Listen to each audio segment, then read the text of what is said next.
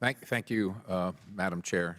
Just out of curiosity, since one of my colleagues from the other side of the aisle brought it up, I do wonder if the then senior senator from Delaware, now the President of the United States, ever challenged DuPont's production and prolific distribution of PFAS and PFOA. Just curious. But I need to talk to you, Administrator, welcome, about Pennsylvania. My bosses, the people that I represent, complain to me nearly daily about their electricity prices.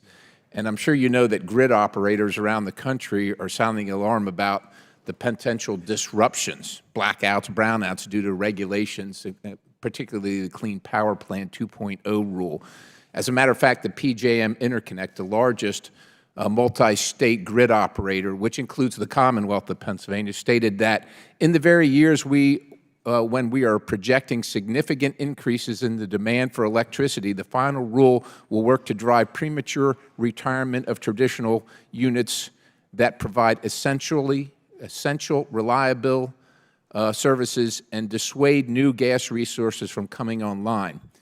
I'm just curious, how does the EPA factor in the cost to the people that I represent that can't afford their electricity bills, or the grid operators who are saying, don't do this, we can't sustain this? How does the EPA factor that into the decision to just move forward and say, kind of damn the torpedoes?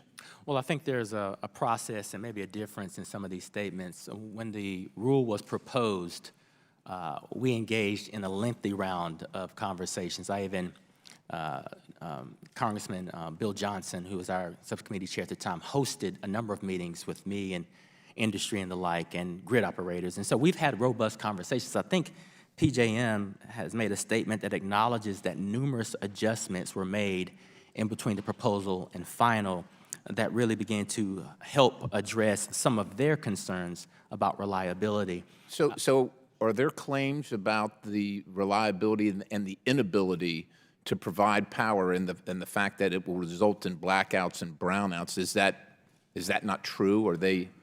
We believe that we have resolved all anxiety about. But they're still making the statement. And what about ratepayers? What about people paying the bill?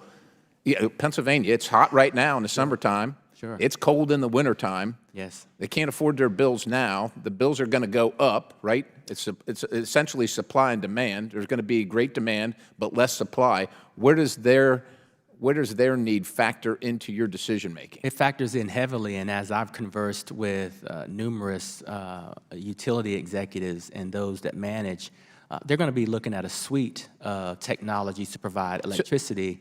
So our estimates are less than 1% increase in price over the next 10 to 15 years. Okay, so your estimates are less than a 1% increase in price over 10 to 15 years. Yes. Can you attest to that and promise that it will not go up more than 1% in the next 15 years? What we can do is we can provide you all the data. No, sir.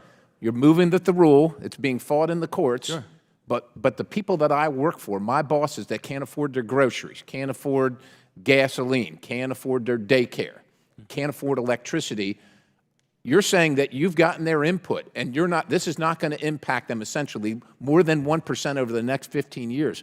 I want you to promise me right now, because I got to go face them. I have to face them.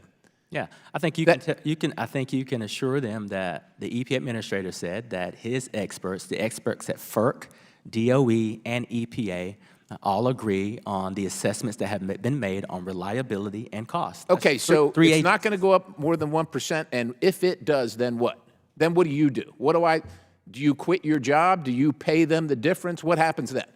Well, you know, the way these rules are designed, they are designed, and each state has a state implementation plan. So it's not like. So we're going to pass the buck. It's not your problem, and somehow it was the states that did it to them. States have flexibilities in terms of how they're delegated programs. So we give the states the autonomy. They design special state implementation programs, and they are ensuring that the individuality of that state is met with that planning. And the planning for North Carolina is different from the planning in Nevada. And I appreciate that, and God bless the people from North Carolina. I don't want them to have to pay any more either, but I don't represent them. I got to face the people of South Central Pennsylvania that can't afford their bills right now, and you're telling me it's not going to go up more than 1% over the next 15 years, but if it does, somehow it's the state's fault. Thank you, and it's not Mr. yours. Perry. States have flexibilities to adjust. Our time is up. 5 minutes is yield. up. I would like to yield 5 minutes to Mr. Garcia.